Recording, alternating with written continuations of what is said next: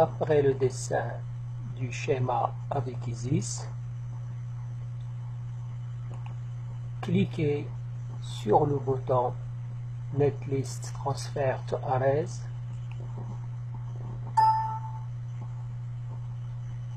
Vous remarquez qu'on se retrouve dans l'environnement Arrays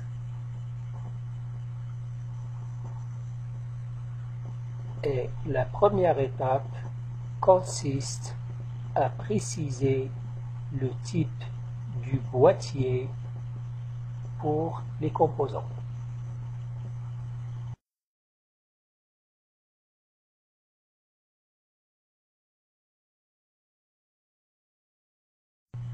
Ici, par exemple, il faut préciser le footprint du composant D3 qui est une LED jaune. Pour cela, on va aller vers la librairie Package et saisir dans le champ le terme LED.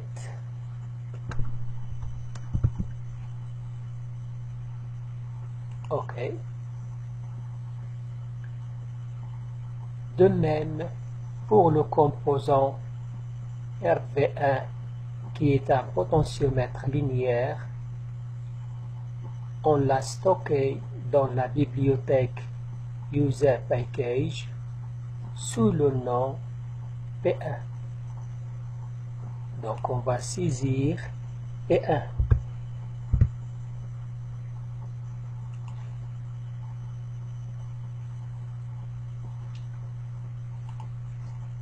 Donc vous voyez bien que nous avons tous les composants du schéma.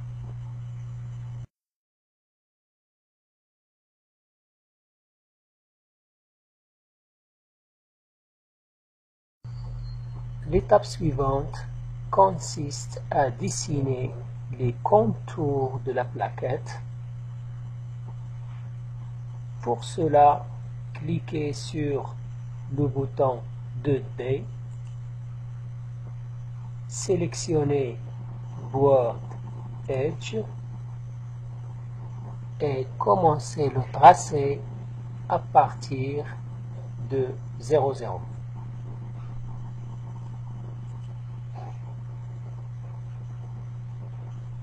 À chaque instant, on peut modifier les dimensions de la plaquette.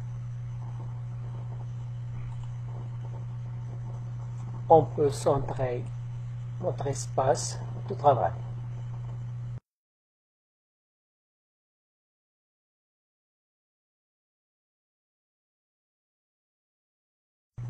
L'étape suivante consiste à placer les composants sur la plaquette. Pour cela, nous avons le choix entre l'emplacement automatique qui se fait via le bouton Autoplacer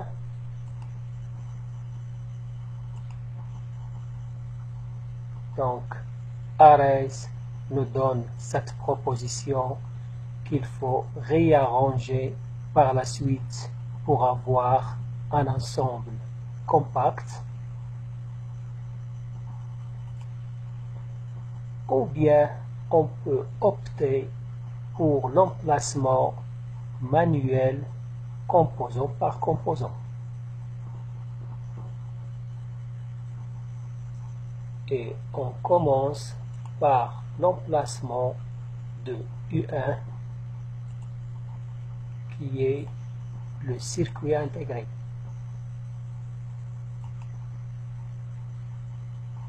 Suivi par exemple de R1,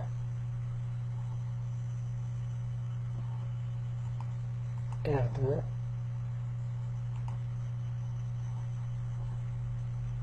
R3,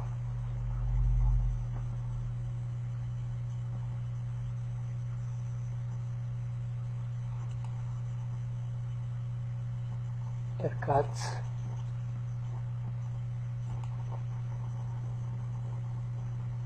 D1,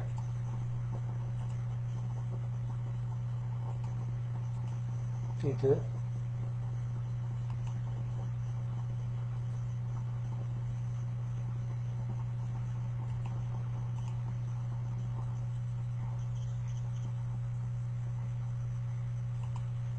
T3.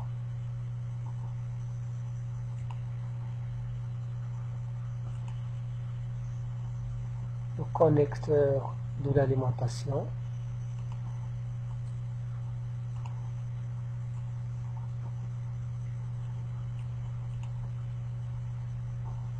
Q1 qui est le transistor.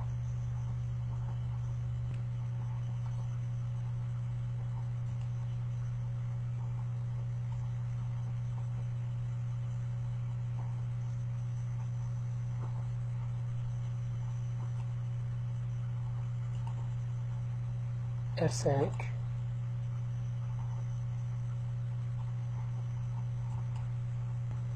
et RV1 qui est le potentiomètre linéaire.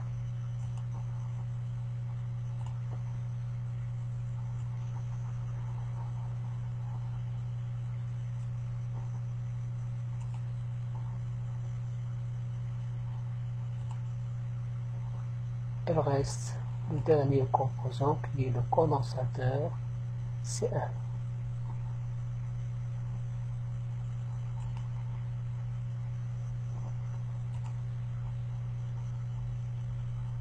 On peut déplacer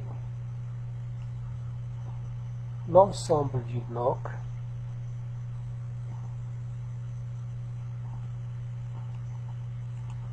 redimensionner la plaquette et centrer l'espace de travail.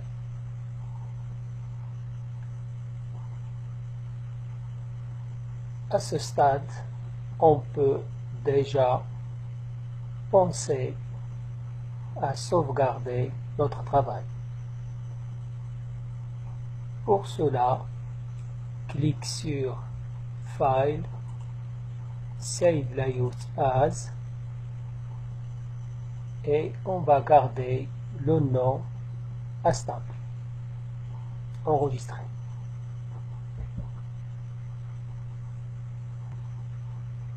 On vous fait remarquer qu'on peut faire l'emplacement des composants de plusieurs manières.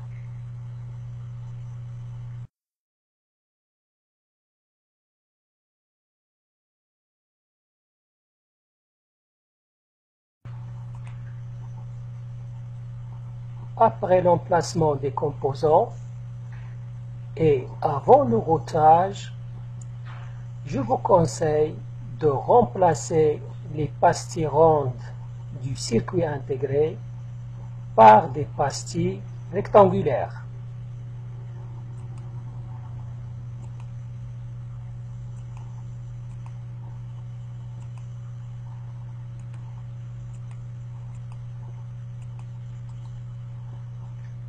Pour la pastille de la broche numéro 1, on va la garder carrée afin de faciliter le repérage.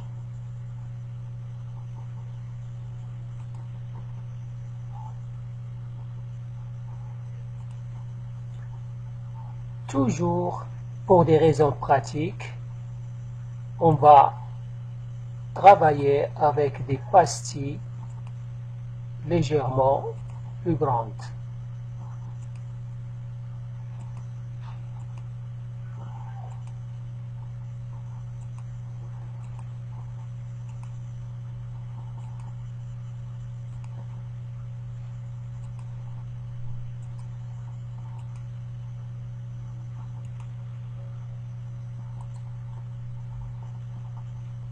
De même pour le potentiomètre.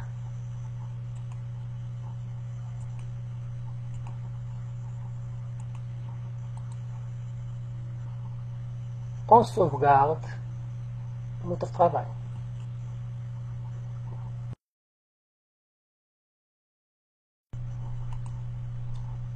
Avant de lancer le routage, on va réduire les dimensions de la plaquette. Pour cela, on va sélectionner l'ensemble des composants, puis faire le déplacement par bloc et enfin réduire les dimensions de la plaquette. On centre notre espace de travail et on enregistre.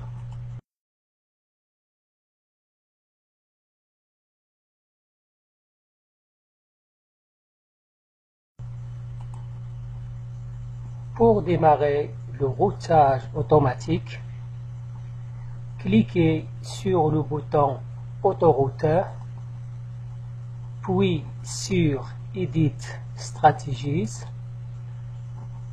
réglez Trace Style sur 30. Puisque nous allons travailler avec un circuit imprimé simple face, réglez Top Copper sur None et mettez Trace Clearance sur 40.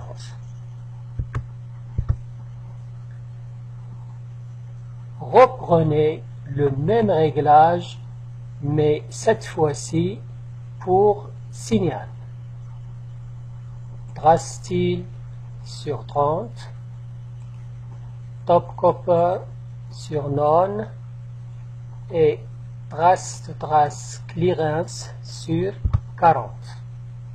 OK. OK.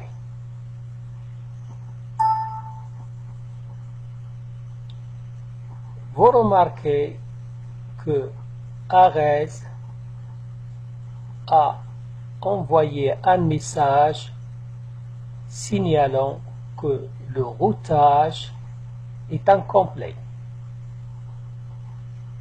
OK. Vous remarquez bien qu'il manque la liaison entre la broche 2 et la broche 6. Donc, on doit établir cette liaison par le routage manuel.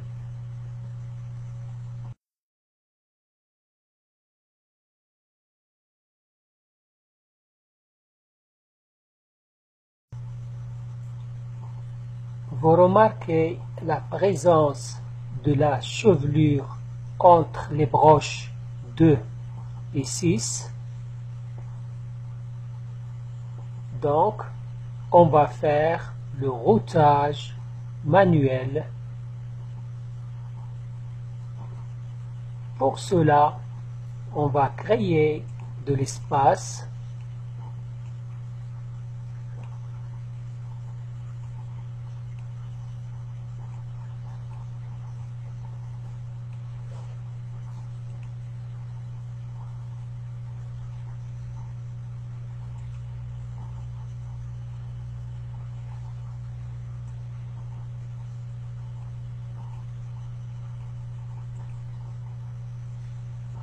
Cliquez sur le bouton Track Mode et commencez le dessin de la piste.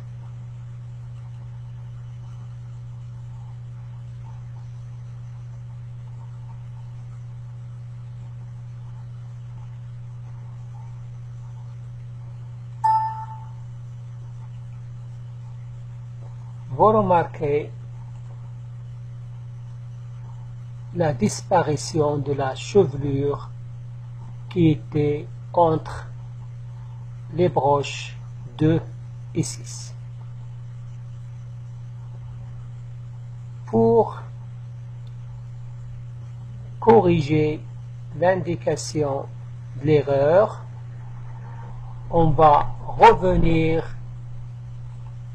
à l'autorouteur, Edit Strategies et remettre la valeur initial, trace de trace clearance à 10. La même chose pour signal.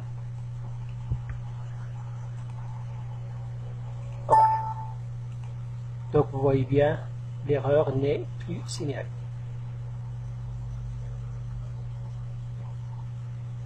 Donc, on peut apporter des retouches à ce tracé.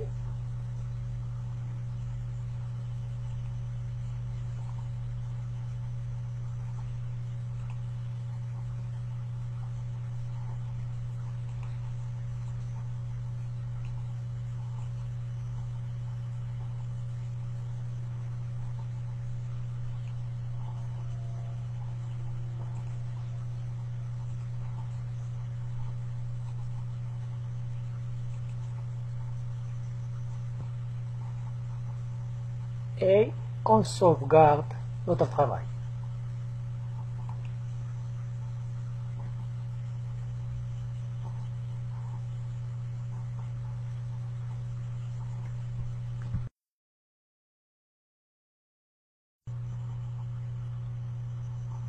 Après avoir apporté les modifications et les retouches au tracé, on peut penser à préciser quelques points test sur le montage.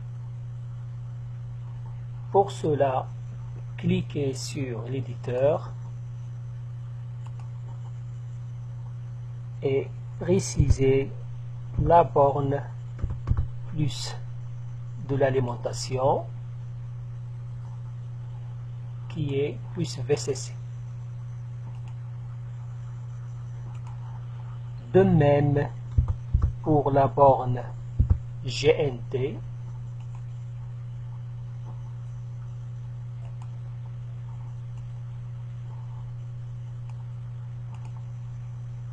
ainsi que le point test pour la sortie S.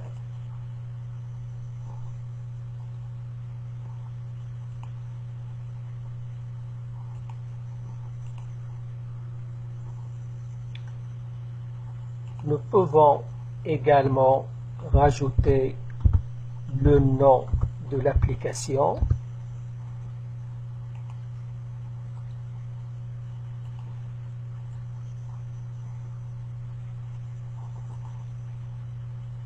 et on sauvegarde notre travail.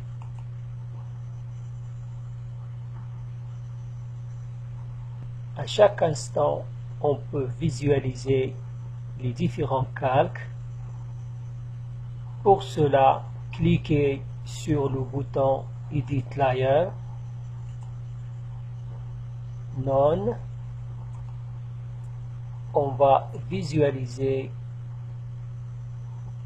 les contours de la plaquette et le côté cuivre. Donc ça, c'est le côté cuivre de notre typon. De même, on peut visualiser seulement le côté composant. Voilà, c'est le côté composant.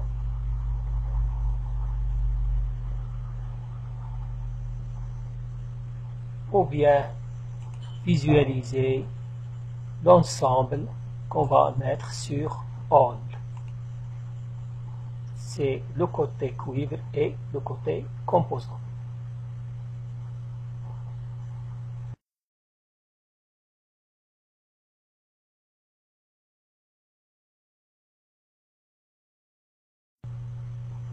Si vous avez l'imprimante qui est connectée à votre PC, vous pouvez imprimer le calque directement en appuyant sur le bouton Print Layout, sélectionnez Button Copper et valider avec OK.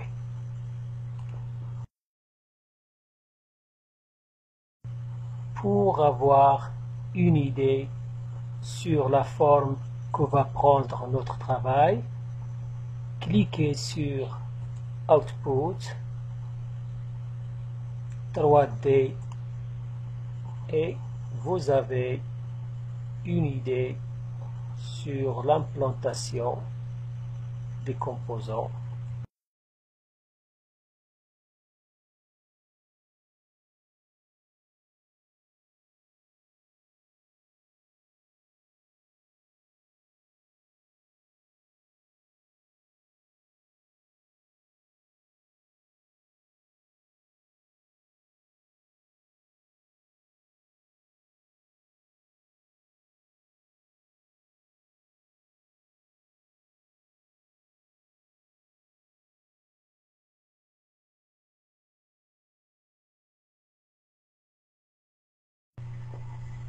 Pour tracer le footprint d'un potentiomètre, on commence par dessiner les contours de la plaquette, centrer l'espace de travail, déposer les pastilles,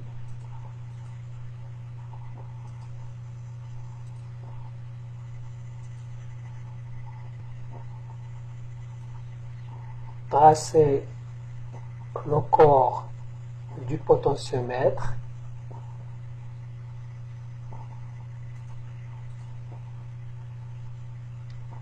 la partie filetée du potentiomètre et la dernière partie qui correspond à la tige.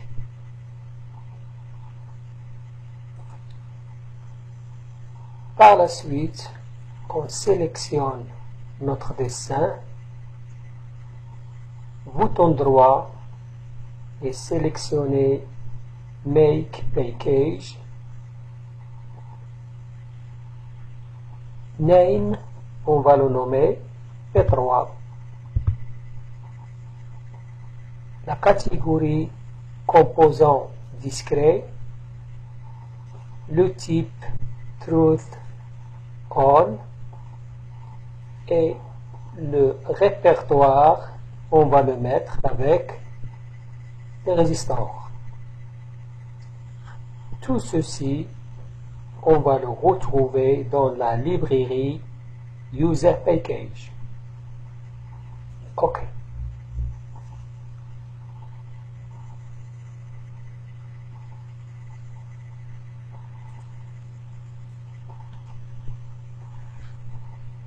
On efface le potentiomètre. On élimine le composant de la liste. Sélectionnez le Package Mode, bouton droit, Pick from Library, composant discret, Truth On, résistor, et vous voyez bien le potentiomètre P3 qui se trouve dans la librairie User Package. Double-clic pour le sélectionner. OK. Et voilà notre potentiomètre qui est prêt à l'utilisation.